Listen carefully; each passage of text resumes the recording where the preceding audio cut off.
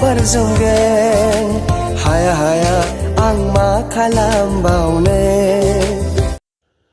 Hello लोगोफोर, आरोबाव नोंथांमोननि गेजेराव मोनसे गोदान मिउजिक भिडिअ'नि आपडेट लानानै फैलायबाय। नोंथांमोना आंनि भिडिअ'खौ जोबजासिम नाय, होमबासो मिथिगोन माबे चेनेलाव होदों। नोंथांमोना आंनि भिडिअ'खौ स्किप खालामालासिनो जोबजासिम नायलाङो।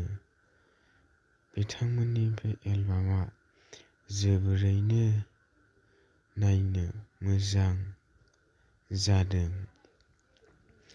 बिथांमोना बे एलबामखौ रिलिज खालामबाय।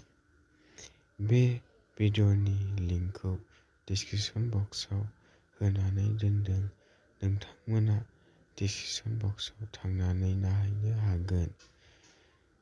भिडिअ'खौ नायखांबायबा माबायदि मोनदों कमेन्ट खालाम, आरो बेफोरबायदि भिडिअ'खौ नायनानै मोजां मोनोब्ला आंनि चेनेलखौबो लाइक, शेयार, चेनेलाव गोदानबा आंनि चेनेलखौ साबस्क्राइब खालामना लानो हागोन, मानोना आं बेबायदिनो बर' फिल्म आरो बर' मिउजिक भिडिअ'नि सोमोन्दै निउस लानानै फैयो।